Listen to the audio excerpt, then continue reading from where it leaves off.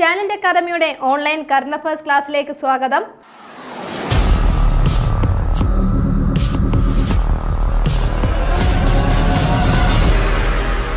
ഇന്ന് നമ്മൾ ചർച്ച ചെയ്യുന്നത് ഏപ്രിൽ 10-11 തീയതികളിലെ ആനുകാലിക വിഷയങ്ങളാണ്. ക്ലാസ്സുമായി ബന്ധപ്പെട്ട നോട്ടുകൾ ടാലന്റ് അക്കാദമിയുടെ ടെലഗ്രാം ചാനലിലും അതേപോലെ വാട്സപ്പ് ഗ്രൂപ്പുകളിലും ലഭ്യമാണ്. ക്ലാസ്സുമായി ബന്ധപ്പെട്ട എക്സാമുകൾ നിങ്ങൾക്ക് എഴുതി പരിശീലിക്കാവുന്നതാണ്. എക്സാമുകൾ നെയ്യാർ ആപ്പിൽ ലഭ്യമാണ്. ഡിസ്ക്രിപ്ഷൻ ബോക്സിലെ ലിങ്ക് വഴി ചാനലിൽ ജോയിൻ ചെയ്യാം. വരൂ ക്ലാസ്സിലേക്ക് കടക്കാം. കേരള PSC LDC 2024 എക്സാമിനായി തയ്യാറെടുക്കുന്നവർക്കായി ടാലന്റ് അക്കാദമി ഒരുക്കിയിരിക്കുന്നു LDC 2024 റാങ്ക് ഫയലും അതുപോലെ തന്നെ LDC PQ 2024. LDC 2024 rank file 4 വോളിയങ്ങളിലായിട്ടാണ് വരുന്നത്. അതേപോലെ LDC PQ 2 വോളിയങ്ങളിലായിട്ടാണ് വരുന്നത്. നിങ്ങളുടെ അടുത്തുള്ള ബുക്ക് സ്റ്റോളുകൾ വഴിയോ ടാലന്റ് അക്കാദമിയുടെ ഒഫീഷ്യൽ വെബ്സൈറ്റ് ആയ talentkerala.com വഴിയോ അതുപോലെ തന്നെ ഇ-കൊമേഴ്സ് പ്ലാറ്റ്ഫോമുകളായിട്ടുള്ള ആമസോൺ, ഫ്ലിപ്കാർട്ട് വഴിയോ ഈ ബുക്കുകൾ നിങ്ങൾക്ക് സ്വന്തമാക്കാവുന്നതാണ്. അപ്പോൾ വേഗം തന്നെ ടാലന്റ് അക്കാദമിയുടെ LDC 2024 റാങ്ക് ഫയലും LDC PQ 2024 നിങ്ങളുടെ സ്വന്തമാക്കുക. ഇന്ന് നമ്മൾ ആദ്യം ചർച്ച ചെയ്യുന്നത് ഏപ്രിൽ 10 പ്രത്യേകതയാണ്. ഏപ്രിൽ 10 ലോക ഹോമിയോപ്പതി ദിനമായി ആചരിക്കുന്നു. എന്താണ് ഏപ്രിൽ 10 പ്രത്യേകത? ലോക ഹോമിയോപ്പതി ദിനമാണ്. ഇനി എന്തുകൊണ്ടാണ് ഏപ്രിൽ 10 ലോക ഹോമിയോപ്പതി ദിനമായി ആചരിക്കുന്നതെന്ന് നോക്കാം. ഹോമിയോപ്പതിയുടെ പിതാവായ ഡോക്ടർ സാമുവൽ ഹാനിമാന്റെ ജന്മദിനമാണ് നമ്മൾ ഹോമിയോപ്പതി ദിനമായി ആചരിക്കുന്നത്. അപ്പോൾ എന്താണ് ഏപ്രിൽ 10 പ്രത്യേകത? ഹോമിയോപ്പതി ദിനമാണ്. ലോക ഹോമിയോപ്പതി ദിനമാണ്. അപ്പോൾ ഇങ്ങനെ ചോദ്യം ചോദിക്കാം, ഹോമിയോപ്പതിയുടെ പിതാവ് ആരാണ്? ഉത്തരം എന്താണ്? ഡോക്ടർ സാമുവൽ ഹാനിമാൻ ആണ്. ആരാണ്? ഡോക്ടർ സാമുവൽ ഹാനിമാൻ ആണ് ഹോമിയോപ്പതിയുടെ പിതാവ്. അദ്ദേഹത്തിന്റെ ജന്മദിനമാണ് നമ്മൾ ലോക ഹോമിയോപ്പതി ദിനമായി ആചരിക്കുന്നത്. അപ്പോൾ ലോക ഹോമിയോപ്പതി ദിനം എന്നാണെന്ന് ഓർത്തു വെക്കുക. എന്നാണ്? ഏപ്രിൽ 10 ആണ്. അടുത്ത നമ്മൾ ചർച്ച ചെയ്യുന്നത് ഏപ്രിൽ 11 പ്രത്യേകതയാണ്. ഏപ്രിൽ 11 എന്താണ്? ലോക പാർക്കിൻസൺസ് ദിനമാണ്. എന്താണ്? ലോക പാർക്കിൻസൺസ് ദിനമായിട്ടാണ് ആചരിക്കുന്നത്. എന്നാണ്? ഏപ്രിൽ 11. ഇനി എന്തുകൊണ്ടാണ് ഏപ്രിൽ 11 ലോക പാർക്കിൻസൺസ് ദിനമായി ആചരിക്കുന്നതെന്ന് നോക്കാം. അന്തർദേശീയ തലത്തിൽ പാർക്കിൻസൺസ് രോഗത്തെക്കുറിച്ചുള്ള അവബോധം വളർത്തുന്നതിനായിട്ടാണ് ഏപ്രിൽ 11 ലോക പാർക്കിൻസൺസ് ദിനമായി ആചരിക്കുന്നത്. എന്താണ്? ഏപ്രിൽ 11 പ്രത്യേകത എന്താണ്? ലോക പാർക്കിൻസൺസ് എന്താണ്? ഒരു രോഗമാണ്. എന്താണ് പാർക്കിൻസൺസ് എന്ന് പറയുന്നത്? എന്താണ് പാർക്കിൻസൺസ് എന്ന് പറയുന്നത്? ഒരു രോഗമാണ്. അപ്പോൾ ലോക പാർക്കിൻസൺസ് ദിനമായി ആചരിക്കുന്നത് എന്നാണ്? ഏപ്രിൽ 11 എന്തിനു വേണ്ടിയിട്ടാണ്? അന്തർദേശീയ തലത്തിൽ പാർക്കിൻസൺസ് രോഗത്തെക്കുറിച്ചുള്ള അവബോധം വളർത്തുന്നതിനായിട്ടാണ് ഏപ്രിൽ 11 ലോക പാർക്കിൻസൺസ് ദിനമായി ആചരിക്കുന്നത്. ഒരു അവാർഡാണ് നമ്മൾ ഇനി ചർച്ച ചെയ്യുന്നത്. അവാർഡ് എന്താണെന്ന് നോക്കാം. അക്ഷയശ്രീ. എന്താണ് അക്ഷയശ്രീ? അക്ഷയശ്രീ എന്നുള്ള പുരസ്കാരമാണ്. 2024 അക്ഷയശ്രീ പുരസ്കാരത്തിന് അർഹനായത് ആരാണ്? Sebastian P Augustine. ആരാണ്? സെബാസ്റ്റ്യൻ പി അഗസ്റ്റിൻ ആണ് 2024 അക്ഷയശ്രീ പുരസ്കാരത്തിന് അർഹനായത്. സംസ്ഥാനത്തെ മികച്ച ജൈവ കർഷകന് സരോജിനി ദാമോദരൻ ഫൗണ്ടേഷൻ നൽകുന്ന പുരസ്കാരമാണ് എന്ത്? അക്ഷയശ്രീ. എന്താണ് അക്ഷയശ്രീ പുരസ്കാരം എന്ന് പറയുന്നത്? അപ്പോൾ ഈ പുരസ്കാരം 2024 ലഭിച്ചിരിക്കുന്നത് ആർക്കാണ്? സെബാസ്റ്റ്യൻ പി അഗസ്റ്റിൻ ആണ് ഈ ഒരു പുരസ്കാരം 2024 അർഹനായിരിക്കുന്നത്. സമ്മാനത്തുക എത്രയാണെന്ന് കൂടി ഓർത്തു വെക്കുക. എത്രയാണ്? 2 ലക്ഷം രൂപയാണ്. 2 ലക്ഷം രൂപയാണ് ഈ ഒരു പുരസ്കാരത്തിന്റെ സമ്മാനത്തുക. ഒരു കണ്ടുപിടുത്തമാണ് നമ്മൾ ഇനി ചർച്ച ചെയ്യുന്നത്. ഒരു ചിത്രശലഭത്തെയാണ്, ഒരു അപൂർവ ഇനം ചിത്രശലഭത്തെയാണ് കണ്ടെത്തിയിരിക്കുന്നത്. അടുത്തിടെ ടാലി വാലി, എവിടെ നിന്നാണ്? ടാലി വാലി വന്യജീവി സങ്കേതത്തിൽ നിന്നാണ്. എവിടെ നിന്നാണെന്ന് ഓർത്തു വെക്കുക. എവിടെയാണ്? ടാലി വാലി വന്യജീവി സങ്കേതത്തിൽ നിന്നും കണ്ടെത്തിയിരിക്കുകയാണ്. എന്താണ്? ഒരു അപൂർവ ഇനം ചിത്രശലഭമാണ്. എന്താണ് ഈ ചിത്രശലഭത്തിന്റെ പേര് എന്ന് ഓർത്തു വെക്കുക. നെപ്റ്റിസ്. എന്താണ്? നെപ്റ്റിസ് ഫിലിറ. എന്താണ്? നെപ്റ്റിസ് ഫിലിറ എന്നുള്ള ചിത്രശലഭത്തെയാണ് കണ്ടെത്തിയിരിക്കുന്നത്. അപ്പോൾ ഇതൊരു അപൂർവ ഇനം ചിത്രശലഭമാണെന്ന് പറഞ്ഞു. അവിടെ എങ്ങും ഈ ഒരു ടാലി വാലി വന്യജീവി സങ്കേതത്തിലൊന്നും അധികം കണ്ടുവരാത്ത ഒരു ചിത്രശലഭമായിരുന്നു ഇത്. അപ്പോൾ അടുത്തിടെ ടാലി വാലി വന്യജീവി സങ്കേതത്തിൽ നിന്നും കണ്ടെത്തിയ അപൂർവ ഇനം ചിത്രശലഭത്തിന്റെ പേര് എന്താണ്? നെപ്റ്റിസ്. എന്താണ്? നെപ്റ്റിസ് ഫിലിറ എന്നുള്ളതാണ്. ഇനി എവിടെയാണ് ടാലി വാലി വന്യജീവി സങ്കേതം സ്ഥിതി ചെയ്യുന്നതെന്ന് കൂടി ഓർത്തു വെക്കുക. അരുണാചൽ പ്രദേശിലാണ്. എവിടെയാണ്? അരുണാചൽ പ്രദേശിലെ ടാലി വാലി വന്യജീവി സങ്കേതത്തിൽ നിന്നും കണ്ടെത്തിയിരിക്കുകയാണ്. അടുത്തിടെ കണ്ടെത്തിയ അപൂർവ ഇനം ചിത്രശലഭം എന്താണ്? നെപ്റ്റിസ്. എന്താണ്? നെപ്റ്റിസ് ഫിലിറ തസ്വീറ എന്നുള്ള ചിത്രശലഭമാണ്. ഇനി ഒരു പോർട്ടലിനെ കുറിച്ചാണ് നമ്മൾ ചർച്ച ചെയ്യുന്നത്. എന്താണ്? ബൂത്ത് റാബ്ത. എന്താണ്? ബൂത്ത് റാബ്ത എന്നുള്ളതാണ് ഈ പോർട്ടലിന്റെ പേര്. ഇനി എന്തിനു വേണ്ടിയിട്ടുള്ളതാണ് ഈ പോർട്ടൽ എന്ന് ഓർത്തു വെക്കുക. ജനങ്ങൾക്ക് തിരഞ്ഞെടുപ്പുമായി ബന്ധപ്പെട്ട വിവരങ്ങൾ ലഭിക്കുന്നതിന് വേണ്ടിയിട്ടുള്ളതാണ്. എന്താണ്? ജനങ്ങൾക്ക് തിരഞ്ഞെടുപ്പുമായി ബന്ധപ്പെട്ട വിവരങ്ങൾ ലഭിക്കുന്നതിന് വേണ്ടിയിട്ടുള്ള പോർട്ടലാണ് എന്ത്? ബൂത്ത് റാബ്ത. എന്താണ്? ബൂത്ത് റാബ്ത എന്നുള്ള പോർട്ടൽ. ഇനി ഏത് സംസ്ഥാനത്താണ് ഈ ഒരു പോർട്ടൽ വന്നിരിക്കുന്നതെന്ന് കൂടി ഓർത്തു വെക്കുക. പഞ്ചാബിലാണ്, വേറെ എവിടെയും അല്ല, പഞ്ചാബിലാണ് ഈ ഒരു പോർട്ടൽ ആരംഭിച്ചിരിക്കുന്നത്. അപ്പോൾ പോർട്ടലിന്റെ പേരെന്താണ്? ബൂത്ത് റാബ്ത. എന്താണ്? ബൂത്ത് റാബ്ത എന്നുള്ളതാണ് ഈ ഒരു പോർട്ടലിന്റെ പേര്. അപ്പോൾ ഈ പോർട്ടലിന്റെ പേരുമായി ബന്ധപ്പെട്ട് തന്നെ നമുക്ക് ഇത് എന്തിനു വേണ്ടിയിട്ടുള്ളതാണെന്ന് ഓർത്തു വെക്കാൻ സാധിക്കും. എന്താണ്? ബൂത്ത് റാബ്ത എന്നാണ് പറഞ്ഞിരിക്കുന്നത്. അപ്പോൾ ബൂത്ത് എന്നുള്ള വേർഡ് എന്തുമായിട്ട് ബന്ധപ്പെട്ടിരിക്കുന്നു? തിരഞ്ഞെടുപ്പുമായിട്ട് ബന്ധപ്പെട്ട ഒരു വേർഡാണെന്ന് നമുക്കറിയാം. അപ്പോൾ ഈസി ആയിട്ട് ഇത് കണക്ട് ചെയ്യാൻ പറ്റും. അപ്പോൾ ജനങ്ങൾക്ക് തിരഞ്ഞെടുപ്പുമായി ബന്ധപ്പെട്ട വിവരങ്ങൾ ലഭിക്കുന്നതിന് പഞ്ചാബിൽ ആരംഭിച്ച പോർട്ടൽ ഏതാണ്? ബൂത്ത് റാബ്ത. എന്താണ്? ബൂത്ത് റാബ്ത എന്നുള്ളതാണ്. അതോടൊപ്പം ഓർത്തു വെക്കുക, പഞ്ചാബിന്റെ മുഖ്യമന്ത്രി ആരാണ്? ഭഗവന്ത് മാനാണ്. ആരാണ്? ഭഗവന്ത് മാനാണ് പഞ്ചാബിന്റെ മുഖ്യമന്ത്രി. അടുത്ത നമ്മൾ ചർച്ച ചെയ്യുന്ന പോയിന്റ് ഇതാണ്. സോംബി മയക്കുമരുന്ന് പ്രതിസന്ധിയെ തുടർന്ന് ദേശീയ അടിയന്തരാവസ്ഥ പ്രഖ്യാപിച്ച രാജ്യം ഏതെന്നാണ്? ഏത് രാജ്യത്താണ്? Sierra Leone. ഏതാണ്? സിയറ ലിയോൺ എന്നുള്ള രാജ്യത്താണ് അടിയന്തരാവസ്ഥ പ്രഖ്യാപിച്ചിരിക്കുന്നത്. എന്ത് കാരണം കൊണ്ടാണെന്ന് ഓർത്തു വെക്കുക. സോംബി മയക്കുമരുന്ന്. എന്താണ്? സോംബി മയക്കുമരുന്ന് പ്രതിസന്ധിയെ തുടർന്നാണ്. അതായത് ഈ ഒരു മയക്കുമരുന്നിന്റെ ഉപയോഗം വളരെ അധികമായി ആ രാജ്യത്ത് വന്നതുകൊണ്ടാണ് ഇങ്ങനെ ഒരു അടിയന്തരാവസ്ഥ ആ രാജ്യത്ത് പ്രഖ്യാപിച്ചത്. ഏത് രാജ്യമാണെന്ന് ഓർത്തു വെക്കുക. ഏതാണ്? Sierra Leone. ഏതാണ്? സിയറ ലിയോൺ എന്നുള്ള രാജ്യത്താണ്. കുഷ്. എന്താണ്? കുഷ് എന്നാണ് ഈ ഒരു മയക്കുമരുന്ന് അറിയപ്പെടുന്നത്. പറയുന്ന പേരാണ് എന്ത്? കുഷ് എന്നുള്ള മയക്കുമരുന്നിന്റെ ഉപയോഗമാണ് വർദ്ധിച്ചിരിക്കുന്നത്. അപ്പോൾ ഈ ഒരു മയക്കുമരുന്ന് നിർമ്മിക്കാനായിട്ട് മനുഷ്യ ശരീരത്തിലെ അസ്ഥികൾ ഉപയോഗിക്കുന്നു എന്നാണ് പറയുന്നത്. ഇതേ തുടർന്ന് ഈ ഒരു രാജ്യത്ത് മനുഷ്യരുടെ മരണങ്ങൾ കൂടി വരുന്നതും കണക്കിലെടുത്തിട്ടുണ്ട്.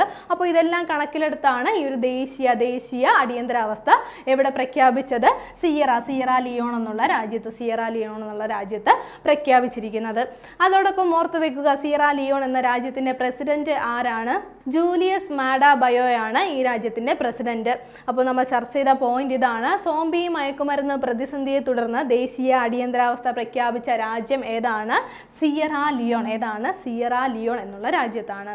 ഒരു കൊടുങ്കാറ്റിനെ കുറിച്ചാണ് നമ്മൾ ഇനി ചർച്ച ചെയ്യുന്നത്. കൊടുങ്കാറ്റിന്റെ പേര് ഓർത്തു വെക്കുക, കാത്ലീൻ. എന്താണ്? കാത്ലീൻ എന്നുള്ള കൊടുങ്കാറ്റാണ്. എവിടെയാണ് വീശിയത്? യു കെയിലാണ് ഈ ഒരു കൊടുങ്കാറ്റ് വീശിയിരിക്കുന്നത്. അപ്പോൾ അടുത്തിടെ യു കെയിൽ വീശിയ കൊടുങ്കാറ്റിന്റെ പേരെന്താണ്? കാത്ലീൻ. എന്താണ്? കാത്ലീൻ എന്നുള്ളതാണ് പേരോർത്തു വെക്കുക.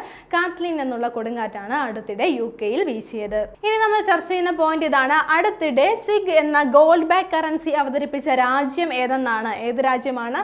സിംബാബ്വെ എന്നുള്ള രാജ്യമാണ്. എന്താണെന്ന് ഓർക്കുക. എന്താണ് ഇതിന്റെ പേര്? സിഗ് എന്നാണ്. എന്താണ് സിഗ് എന്നുള്ളത്? ഒരു ഗോൾഡ് ബാക്ക്. എന്താണ്? ഒരു ഗോൾഡ് ബാക്ക് കറൻസിയാണ്. അപ്പോൾ സിഗ് എന്ന പേര് ഒരു ഗോൾഡ് ബാക്ക് കറൻസി അവതരിപ്പിച്ച രാജ്യം ഏതാണ്? സിംബാബ്വെ ആണ്. അപ്പോൾ സിഗിന്റെ ഫുൾ ഫോം എന്താണെന്ന് കൂടി ഓർത്തു വെക്കുക. സിംബാബ്വെ ഗോൾഡ് എന്നുള്ളതാണ് എന്ത്? സിഗിന്റെ ഫുൾ ഫോം എന്ന് പറയും. സിഗിന്റെ ഫുൾ ഫോം എന്താണ്? സിംബാബ്വെ ഗോൾഡ് എന്നുള്ളതാണ് സിഗിന്റെ ഫുൾ ഫോം. അപ്പോൾ അടുത്തിടെ സിഗ് എന്ന പേര് ഗോൾഡ് ബാക്ക് കറൻസി അവതരിപ്പിച്ച രാജ്യം ഏതാണ്? സിംബാബ്വെ ആണ്. സ്പോർട്സുമായി ബന്ധപ്പെട്ട ഒരു പോയിന്റാണ് നമ്മൾ ഇനി ചർച്ച ചെയ്യുന്നത്. പ്രത്യേകം ഓർത്ത് വെക്കേണ്ട ഒരു പോയിന്റാണ്. ഐ പി എല്ലിൽ 100 ക്യാച്ച് 100 വിക്കറ്റ് 1000 റൺസ്. എന്താണ്? 100 ക്യാച്ചും 100 വിക്കറ്റും 1000 റൺസും എന്നീ 3 നേട്ടങ്ങളും സ്വന്തമാക്കിയ ഏക താരം ആരാണ്? രവീന്ദ്ര ജഡേജയാണ്.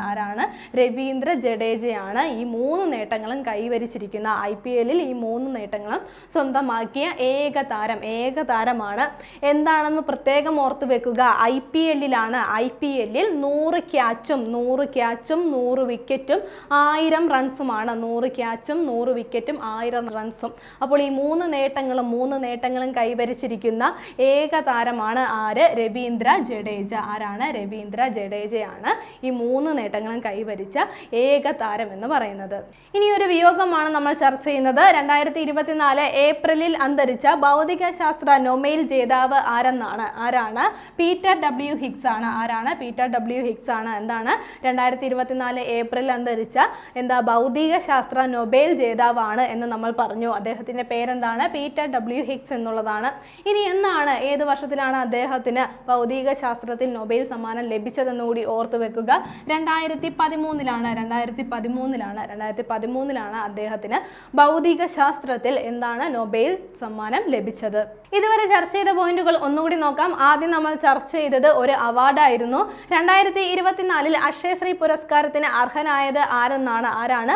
സെബാസ്റ്റ്യൻ പി അഗസ്റ്റിൻ ആണ്. ആരാണ്? സെബാസ്റ്റ്യൻ പി അഗസ്റ്റിൻ ആണ് 2024 അക്ഷയശ്രീ പുരസ്കാരത്തിന് അർഹനായത്. ഇനി എന്തിനു വേണ്ടിയിട്ടുള്ളതാണ് ഈ പുരസ്കാരം എന്നും നമ്മൾ പറഞ്ഞിരുന്നു. അക്ഷയശ്രീ പുരസ്കാരം എന്തിനു നൽകുന്നതാണ്? സംസ്ഥാനത്തെ മികച്ച ജൈവ കർഷകന് സരോജിനി ദാമോദരൻ ഫൗണ്ടേഷൻ നൽകുന്ന പുരസ്കാരമാണ് അക്ഷയശ്രീ പുരസ്കാരം. എത്രയാണ്? 2 ലക്ഷം രൂപയാണ് സമ്മാനത്തുക. അപ്പോൾ 2024 ഈ പുരസ്കാരത്തിന് അർഹനായത് ആരാണ്? സെബാസ്റ്റ്യൻ പി അഗസ്റ്റിൻ ആണ്. ശേഷം നമ്മൾ ചർച്ച ചെയ്തത് ഒരു കണ്ടുപിടുത്തമായിരുന്നു. അടുത്തിടെ ടാലി വാലി വന്യജീവി സങ്കേതത്തിൽ നിന്നും കണ്ടെത്തിയ അപൂർവ ഇനം ചിത്രശലഭം ഏതെന്നാണ്. എന്താണ് ഈ ചിത്രശലഭത്തിന്റെ പേര് എന്ന് ഓർത്തു വെക്കുക.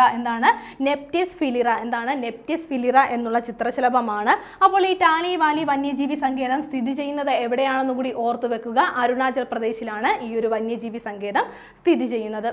അതിനുശേഷം നമ്മൾ ചർച്ച ചെയ്തത് ഒരു പോർട്ടലായിരുന്നു. എന്താണ് പേര്? ബൂത്ത് റാപ്ത എന്നുള്ള പോർട്ടലാണ്. എന്തിനു വേണ്ടിയിട്ടുള്ളതായിരുന്നു ഈ പോർട്ടൽ? ജനങ്ങൾക്ക് തിരഞ്ഞെടുപ്പുമായി ബന്ധപ്പെട്ട വിവരങ്ങൾ ലഭിക്കുന്നതിന് പഞ്ചാബിൽ ആരംഭിച്ച പോർട്ടലാണ് ബൂത്ത് റാപ്ത എന്നുള്ള പോർട്ടൽ. അതോടൊപ്പം ഓർത്തിരിക്കുക, പഞ്ചാബിന്റെ മുഖ്യമന്ത്രി ആരാണ്? ഭഗവന്ത് മാനാണ് പഞ്ചാബിന്റെ മുഖ്യമന്ത്രി. അതിനുശേഷം നമ്മൾ ചർച്ച ചെയ്തത് സോംബി മയക്കുമരുന്ന് പ്രതിസന്ധിയെ തുടർന്ന് ദേശീയ അടിയന്തരാവസ്ഥ പ്രഖ്യാപിച്ച രാജ്യം ഏതാണ്? സിയറ ലിയോൺ എന്നുള്ള രാജ്യത്താണ് ദേശീയ അടിയന്തരാവസ്ഥ പ്രഖ്യാപിച്ചിരിക്കുന്നത്. എന്തിനെ തുടർന്നാണെന്ന് പ്രത്യേകം ഓർത്തു വെക്കുക. സോംബി മയക്കുമരുന്ന് പ്രതിസന്ധിയെ തുടർന്നാണ് ഇങ്ങനെ ഒരു ദേശീയ അടിയന്തരാവസ്ഥ എവിടെ പ്രഖ്യാപിച്ചത്? സിയറ ലിയോണിൽ പ്രഖ്യാപിച്ചത്. അത് കഴിഞ്ഞ് നമ്മൾ ചർച്ച ചെയ്ത പോയിന്റ് ഒരു കൊടുങ്കാറ്റായിരുന്നു. എന്താണ് കൊടുങ്കാറ്റിന്റെ പേര്? കാത്ലീൻ എന്നുള്ള കൊടുങ്കാറ്റാണ്. എവിടെ വീശിയ കൊടുങ്കാറ്റാണ്? യു കെയിൽ അടുത്തിടെ വീശിയ കൊടുങ്കാറ്റിന്റെ പേരാണ് കാത്ലീൻ എന്നുള്ളത്. അത് കഴിഞ്ഞ് നമ്മൾ ചർച്ച ചെയ്തത് അടുത്തിടെ സിഗ് എന്ന ഗോൾഡ് ബാക്ക് കറൻസി അവതരിപ്പിച്ച രാജ്യം ഏതെന്നാണ്. ഏത് രാജ്യമാണ്? സിംബാവെ എന്നുള്ള രാജ്യത്താണ് സിഗ് എന്ന പേരിൽ ഗോൾഡ് ബാക്ക് കറൻസി അവതരിപ്പിച്ചത്. സിഗിന്റെ പൂർണ്ണ രൂപം എന്താണെന്ന് നമ്മൾ പറഞ്ഞിരുന്നു. സിഗിന്റെ പൂർണ്ണ രൂപം സിംബാവെ ഗോൾഡ് എന്നുള്ളതാണ് സിഗിന്റെ പൂർണ്ണ രൂപം. ശേഷം നമ്മൾ സ്പോർട്സുമായി ബന്ധപ്പെട്ട ഒരു പോയിന്റ് ആയിരുന്നു ചർച്ച ചെയ്തത്. IPL 100 ക്യാച്ചും 100 വിക്കറ്റും അതേപോലെ തന്നെ 1000 റൺസും എന്നീ 3 നേട്ടങ്ങളും കൈവരിച്ച ഏക താരം ആരാണ്? രവീന്ദ്ര ജഡേജയ്ക്കാണ് ഈ ഒരു റെക്കോർഡ് ലഭിച്ചിരിക്കുന്നത്. എന്താണെന്ന് പ്രത്യേകം ഓർത്തു വെക്കുക. IPL 100 ക്യാച്ചും 100 വിക്കറ്റും 1000 റൺസും ഈ 3 നേട്ടങ്ങളുമുള്ള ഒരേ ഒരു താരമാണ് രവീന്ദ്ര ജഡേജ. ശേഷം നമ്മൾ ചർച്ച ചെയ്തത് ഒരു വിയോഗമായിരുന്നു. 2024 ഏപ്രിലിൽ അന്തരിച്ച ഭൗതിക ശാസ്ത്ര നൊബേൽ ജേതാവ് ആരാണ്? പീറ്റർ ഡബ്ല്യു ഹിഗ്സ് ആണ്. അദ്ദേഹത്തിന് എന്നാണ് നൊബേൽ സമ്മാനം ലഭിച്ചതെന്ന് നമ്മൾ പറഞ്ഞിരുന്നു. 2013ലാണ് അദ്ദേഹത്തിന് ഭൗതിക ശാസ്ത്രത്തിലുള്ള നൊബേൽ ലഭിച്ചത്. കഴിഞ്ഞ ക്ലാസ്സുമായി ബന്ധപ്പെട്ട 2 ചോദ്യങ്ങൾ നൽകുകയാണ്. ശരിയുത്തരങ്ങൾ താഴെ കമന്റ് ചെയ്യുക. ആദ്യത്തെ ചോദ്യം ഇതാണ്: ഒളിമ്പിക്സ് ജൂറിയായി തിരഞ്ഞെടുക്കപ്പെട്ട ആദ്യ ഇന്ത്യൻ വനിത ആരെന്നാണ്. ഓപ്ഷൻസ് നോക്കാം. Option A Binita Chanu, option B Parvathy Geetha, option C Bilkis Mir, option D Shikha Chauhan. രണ്ടാമത്തെ ചോദ്യം ഇതാണ്: പ്രതിരോധ മന്ത്രാലയത്തിന്റെ പരിവർത്തൻ ചിന്തൻ എന്ന ആദ്യ ട്രൈ സർവീസ് സമ്മേളനത്തിന്റെ വേദി എവിടെയെന്നാണ്. ഓപ്ഷൻസ് ഇതൊക്കെയാണ്. Option A New Delhi, option B Pune, option C Mumbai, option D Chennai. ശരിയുത്തരങ്ങൾ താഴെ കമന്റ് ചെയ്യുക. കഴിഞ്ഞ ക്ലാസ്സിൽ നൽകിയിരുന്ന ചോദ്യങ്ങളുടെ ഉത്തരങ്ങൾ ചർച്ച ചെയ്യാം. ആദ്യത്തെ ചോദ്യം ഇതായിരുന്നു: IPL ഒരു ടീമിന് വേണ്ടി 150 വിക്കറ്റ് നേടിയ ആദ്യ ഇന്ത്യൻ താരം ആരെന്നാണ്. ഓപ്ഷൻസ് ഇതൊക്കെയായിരുന്നു. Option A Mohammed Shami, option B Jasprit Bumrah, option C Hardik Pandya, option D Yuzvendra Chahal. അപ്പോൾ ശരിയുത്തരം ഏതാണ്? ഓപ്ഷൻ ബി ആണ്. ഓപ്ഷൻ ബി ആണ് ശരിയുത്തരം. ആരാണ്? ജസ്പ്രീത് ബുംറയാണ്. ആരാണ്? ജസ്പ്രീത് ബുംറയാണ് IPL ഒരു ടീമിന് വേണ്ടി 150 വിക്കറ്റ് നേടിയ ആദ്യ ഇന്ത്യൻ താരം. രണ്ടാമത്തെ ചോദ്യം ഇതായിരുന്നു: 2024 ലോകാരോഗ്യ ദിനത്തിന്റെ പ്രമേയം എന്തെന്നായിരുന്നു. ഓപ്ഷൻസ് നൽകിയിരുന്നത് ഇതൊക്കെയാണ്. Option A health for all, option B my health my right, option C our planet our health, option D building a fairer healthier world. ശരിയുത്തരം ഏതാണ്? ഓപ്ഷൻ ബി ആണ് ശരിയുത്തരം. മൈ ഹെൽത്ത് മൈ റൈറ്റ് എന്നുള്ളതാണ് 2024 ലോകാരോഗ്യ ദിനത്തിന്റെ പ്രമേയം. അതോടൊപ്പം ഓർത്തു വെക്കേണ്ട മറ്റൊരു വസ്തുത കൂടിയുണ്ട്. എന്നാണ് ലോകാരോഗ്യ ദിനം ആചരിക്കുന്നതെന്നാണ്? ഏപ്രിൽ 7 ഏപ്രിൽ 7 ലോകാരോഗ്യ ദിനം. 2024 ലോകാരോഗ്യ ദിനത്തിന്റെ പ്രമേയം എന്താണ്? മൈ ഹെൽത്ത് മൈ റൈറ്റ് എന്നുള്ളതാണ്. ഇന്ന് ചർച്ച ചെയ്ത പോയിന്റുകൾ എല്ലാവർക്കും മനസ്സിലായി കാണുമെന്ന് വിശ്വസിക്കുന്നു. നന്നായി പഠിക്കുക, നന്നായി മുന്നേറുക. മറ്റൊരു ക്ലാസ്സുമായി അടുത്ത ദിവസം കാണാം.